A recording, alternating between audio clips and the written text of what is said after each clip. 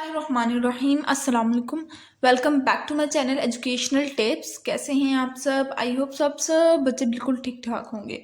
Students, आज ही मैं आपके साथ शेयर करूंगी एक नया unit number 8, work and machine. अब वर्क एंड मशीन इनके काम और कुछ मशीन्स के बारे में पढ़ेंगे। तो सबसे पहले ये पेज नंबर 78 है, तो आप लोग भी ओपन कर लीजिए। इस पेज नंबर 78 की ये देखिए, यहाँ पे एक छोटी सी लाइन लिखी हुई है, all machines need a steady supply of energy to keep them working. हर मशीन को, चाहे वो कोई सी भी मशीन है ना, उसको एक एनर्जी चाहिए जो कि उसको मुसलसल दी जा रही हो ताकि वो काम कर सके। अब थोड़ा सा मेन टॉपिक शुरू हुआ हमारा मशीन पर। यह है पेज नंबर 79। तो टॉप पे आ जाते हैं। A machine is a device which help us with our work. अब एक मशीन एक ऐसी डिवाइस है या एक ऐसी चीज़ है जो कि हमें हमारे काम करने में मदद करती है। For instance, a car help us to travel long distance in a short period of time. A clock help us to measure time. अब हम लोग पुराने दौर में जाएं तो हम देखते हैं कि उस टाइम में ना इतनी मशीनरीज नहीं थी, इतनी जदीद टेक्नोलॉजीज नहीं थी। आजकल की टेक्नोलॉजी बहुत जदीद हो गई है, जिसकी वजह से आज ना हम आपस में ज़रूरी नहीं है कि हमें गले मिल के ही मिलना है, बल्कि हम लोग व्हाट्सएप पे कॉल कर लेते हैं, जब किसी वीडियो कॉल्स कर लेते हैं, स्काइप पे बात कर लेते हैं। और इसी तरह से बहुत सी ऐसी चीज़ें हैं जो आज हमें बहुत मदद कर रही हैं। इसी तरह से पुराने ज़माने में देखें आप लोग, वो आजकल ड्रामाज भी आ रहे हैं ऐसे ही कि लोगों को एक जगह से दूसरी जगह जाने में कई अरसा लग जाता था, ठीक है। लेकिन आज के दौर में देखें तो अगर हम लोग ने यहाँ से निकलने की बस बात होती है तो हम लोग देखिए कहाँ से कहाँ जाते हैं। क्यों? क्योंकि आजकल की टेक्नोलॉजी ऐसी है।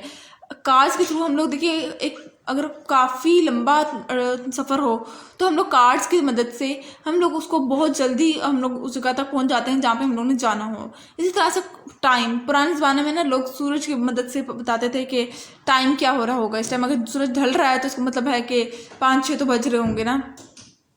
और आज के दौर में क्लॉक की मदद से, यानी कि घड़ियों की वजह से हम लोग पता चल जाता है कि इस टाइम क्या हो रहा है, वक्त क्या हो रहा है। Machine can't work on their own. लेकिन ये जो मशीन्स है ना, ये अपने आप काम नहीं करती, as they need some kind of energy to function. इन्हें किसी न किसी तरह की एनर्जी चाहिए होती है जिसके थ्रू ये लोग अपना काम कर सकें। A car need petrol to burn as fuel and a civic machine to driven by an electric motor।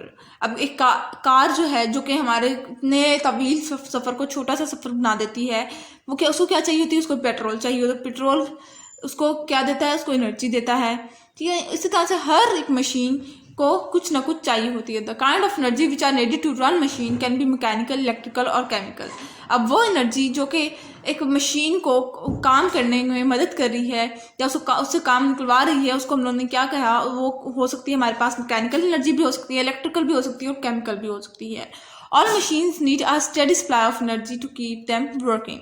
और हर मशीन को हर वक्त एनर्जी, जब वो काम करना है उसने, तो उसको हर वक्त के लिए एनर्जी चाहिए होगी जिसके थ्रू वो काम कर सकें।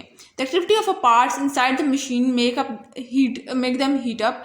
और फिर जो मशीन के जो अंदर के जो पार्ट्स हैं वो क्या करते हैं? वो जो हम लोग ने एनर्जी देने के लिए उसको जो चीज़ उसके अंदर डाली है, फॉर एग्जाम्पल पेट्रोल मैंने मशीन के अंदर डाला है, तो जो उस मशीन के अंदर के जो पार्ट्स होंगे वो उस पेट्रोल को हीट अप करेंगे। Some of the energy is change into heat and the rest is used for doing useful work. और कुछ एनर्जी जो है वो उसको हीटअप करेगी मशीन को, और बाकी जो एनर्जी है वो क्या करेगी? वो काम करवाने में उसको मदद करेगी। उसके बाद आ जाते हैं एफर्ट। नेक्स्ट टॉपिक है हमारे पास एफर्ट, वर्क एंड पावर।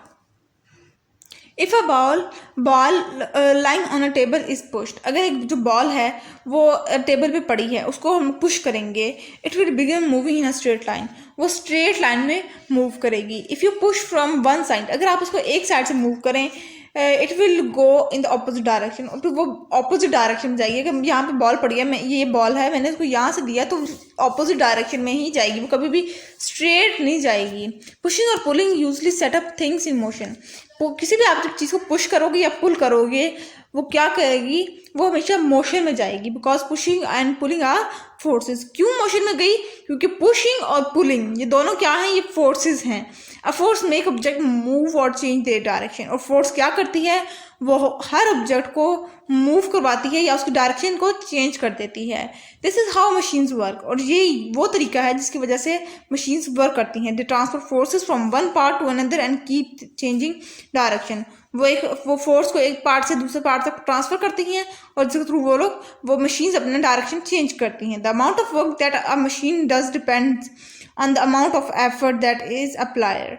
अब ये एक स्टेटमेंट है कि जो वर्क है वो उतना ही मशीन करेगी जितना उसको एफर्ट दी जाएगी, जितना उसको खुराक दी जाएगी, यूँ कह दें।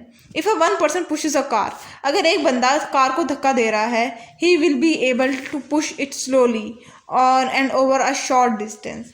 अब एक बंदा जो है वो कार को धक्का दे रहा है, वो कुछ टाइम तक तो धक्का देगा, कुछ डिस्टेंस तक तो धक्का देगा। वो यूं तो नहीं ना यहाँ से उस सिंध तक, पंजाब से सिंध तक वो धक्का ही लेके जाएगा, नहीं। क्योंकि कार को बहुत एफर्ट चाहिए होती है। But if 2 or more people push the same car, they will be able to push it further and faster. अगर काफ़ी ज़्यादा लोग एक कार को धक्का दे रहे होंगे, यानी कि ज़्यादा फोर्स अप्लाई हो रही है। अब जब ज़्यादा फोर्स अप्लाई होगी तो कार ज़्यादा दूर तक जाएगी। अब देखें ना, रोड पर अक्सर गाड़ी हम बंद हो जाती हैं, उनके इंजन नहीं काम कर रहे होते तो लोग उसको धक्का लगा रहे होते हैं, अक्सर देखने को मिलता है। अगर सिंगल पर्सन उस कार को धक्का लगा रहा है तो यानी कि वो बंदा खुद भी थक जाएगा और कार भी थोड़े डिस्टेंस तक चलेगी, थोड़े डिस्टेंस तक ट्रैवल करके जाएगी। वो बस किसी साइड पे, रोड के साइड पे तक जाएगी बामुश्किल उस बंदे के पास से। लेकिन जब ज़्यादा बंदे धक्का लगा रहे हो तो वो काफ़ी दूर तक जाती है। The amount of a work done by a machine during a certain period of time is the power of that machine. ठीक है जी, वो कह रहे हैं कि मशीन की बात ही की जा रही है कि जितना वर्क करेगी मशीन एक टाइम के अंदर, उतनी ही उसको पावर चाहिए होगी।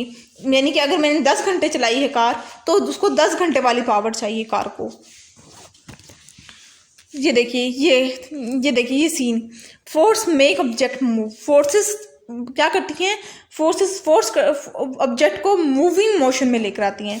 ऑब्जेक्ट जो है वो मूव करते हैं। अब जी नेक्स्ट पेज पे आ जाते हैं, पेज नंबर 80। पेज नंबर 80 पे टॉप पे देख लीजिए, ये है जी हमारे पास simple machines. A machine is a mechanical device that help to make work easier to perform। अब एक मशीन क्या है, मशीन एक मैकेनिकल डिवाइस है जो कि काम को आसान कर देती है, किसी भी काम को करने में। It also helps people to work faster and more efficiently. और ये क्या करती है, ये साथ ही साथ लोगों को उनके काम करने में मदद करती है। For example, to move a heavy object such as cupboards or to roll an object up hills. अब वो क्या कह रहे हैं कि जिस तरह से फॉर एग्जांपल अगर हम लोगों ने कोई एक बहुत ही हैवी ऑब्जेक्ट उठाना है, कोई बहुत ही काफ़ी भारी चीज़ उठानी है, तो जिस तरह से कबर्ड या किसी चीज़ को रोल करके लेके जाना है हिल्स के ऊपर, तो वहाँ पे भी मशीन्स हम लोगों की मदद करती हैं।